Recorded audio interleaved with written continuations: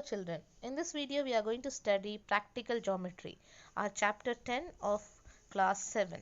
So under practical geometry we have to construct parallel lines and triangles with various criterions. The criterion that we studied in congruence of triangle. Now here we have a quick recap of how and what we studied in class 6, beginning with perpendicular bisectors. In this segment, we'll be studying how to draw perpendicular bisector. Last year we had studied it very clearly, but again a quick recap of how and what is to be done for a perpendicular bisector to be constructed for the given segment. First, we take compass with pencil on it and measure more than half and draw an arc above and under the line segment. And then we continue the same process on the other end point of our segment. Cut the previous arcs and we get points. Now connect those points using a ruler as shown here in the figure. Now when you join those points you get a line segment, and this line segment is nothing but perpendicular bisector. Now perpendicular bisector, what are the specialities of it? It is exactly half. That means both the parts of the line segment on which the perpendicular bisector is constructed is divided into equal parts, that is bisection. And perpendicularity is shown here using a compass, a 90-degree angle. That is why it is a perpendicular bisector. It makes two 90-degree angles on either side of the bisector.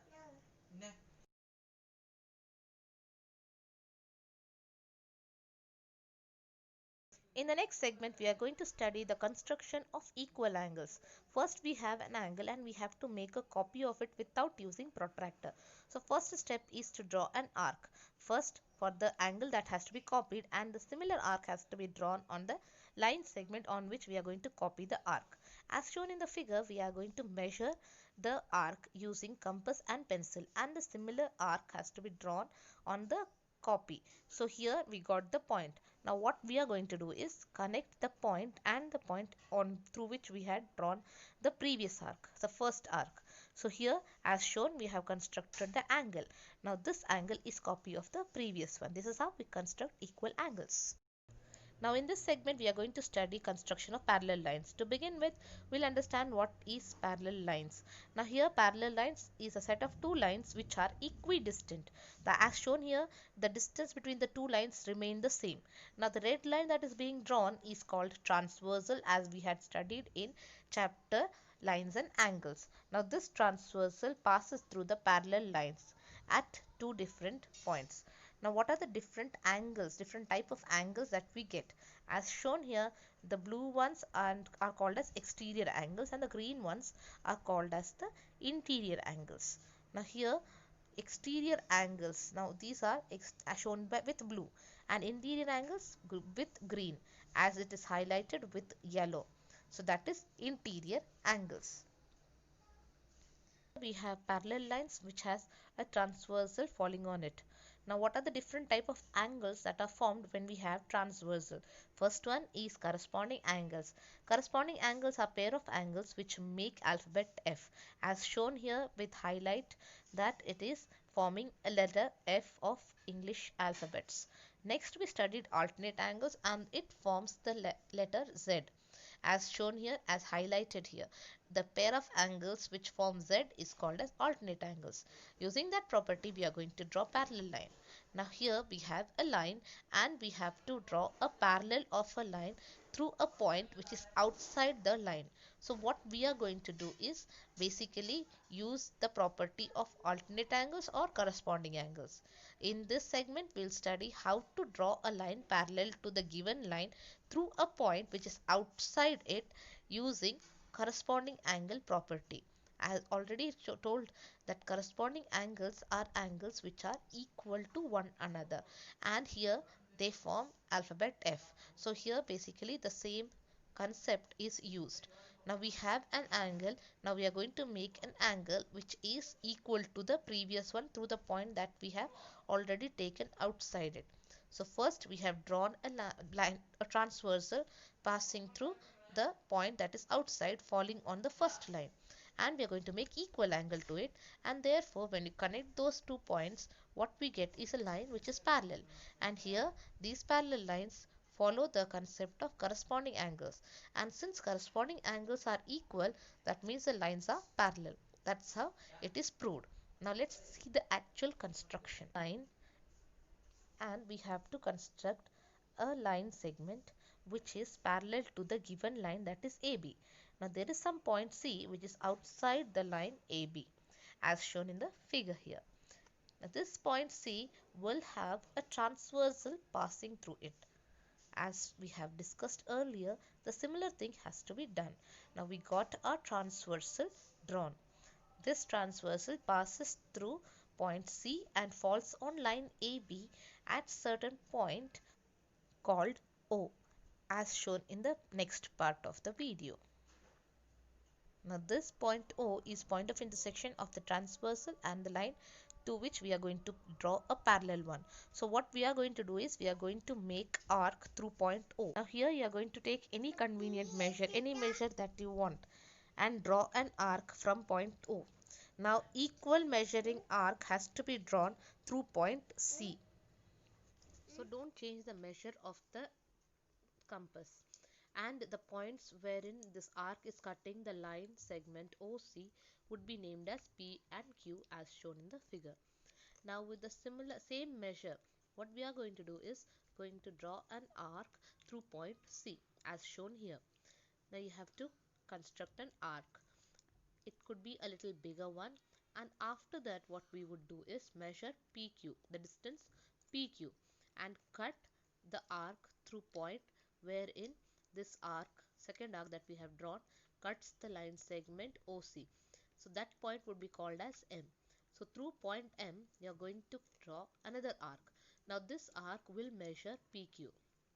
As shown here, you have to take the measure and you have to draw an arc through point M.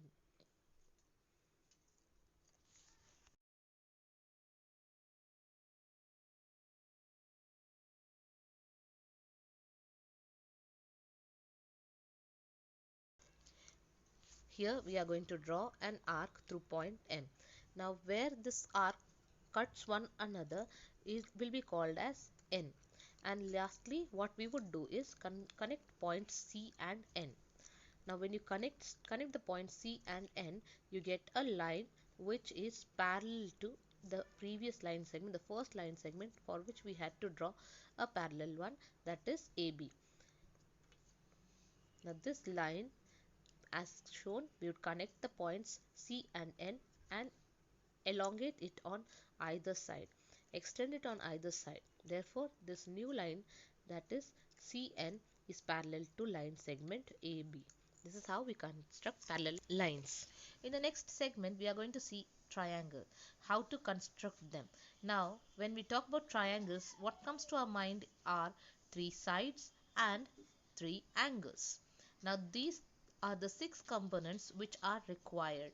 Out of these, 3 components are sufficient, like we had studied SSS test, that is side side side test, in which we had 3 sides given, and then we studied SAS, side, angle, and then side again. That means if these 3 components are there, we could make the triangle. Likewise ASA test, angle, side, angle. Again, if these 3 components are there, then we could draw a triangle. Similarly RHS, that is right, hypotenuse and side. If these 3 components are given, then we could still draw triangle. Out of 6, only these 3 are required. Other than that, there is no other possibility for us to draw a triangle. Now let's see each of these criterion. The first one is SSS, wherein 3 of the sides of the triangle are given. How to construct a triangle when all the 3 sides are given? Now given as in the measurements of all the 3 sides are given.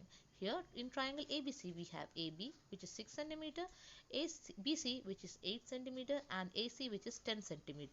Generally we take the longest side as the base. It's not necessary that we have to draw only the longest side as a base. We could take any side. We could take AB or BC or AC. It doesn't really matter. But since AC is the longest side and that gives the triangle more stability, we take AC as the base. So draw AC with 10 cm And then what we do is draw an arc with radius 6 centimeter for AB. First the arc for AB, then we cut the same arc with arc for BC, which is 8 centimeter long. So cut the previous arc with 8 centimeter arc. Now you get the point. That point is called as point B. Now here this point B has to be connected with A, that is AB, and then B has to connect with C, that is BC. Now we got a required triangle ABC using SSS criterion, that is all the three sides are given, and then we verify it with the help of a ruler. Now the next criterion that we are going to talk about is SAS, wherein two sides and the included angle is given. Now here XY and YZ, the measures of these two sides are given, and the included angle, that is angle XYZ, measures 50 degree. Therefore here we are going to use SAS. So our base is going to be YZ, that is 10 centimeter long. So we draw YZ with 10 centimeter measure, and then we take the protractor and measure out 50 degree marker point, which is called A, and on ray YA we take an arc of 8 centimeter using compass. So here is how we have to take the arc. Now first measure out 8 centimeter on the compass using ruler, and then draw an arc on ray YA. Now the point that we are getting is point X. So now we got a point X, so connect it with Z, so you get XZ. Therefore your triangle is complete. So your triangle is XYZ. Now the next criterion is ASA test, wherein two angles and an included side is given. Here angle PQR is 70, angle PRQ is 30, and QR is 8. So this is how the rough figure would look like. Our base would be QR with angle 70 and 30 on either side. So first base QR, that is 8 centimeter long, should be drawn. Now using protractor we take 70 degree, mark it out, and then we use protractor to verify the measure, and then again we use protractor to draw an angle of 30 degree using point R.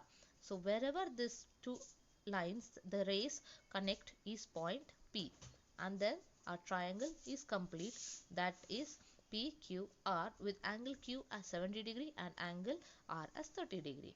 Next we have a right angle triangle. Therefore we use RHS. RHS, we have hypotenuse and we have a side, a perpendicular side given. So this is what the rough figure would look like.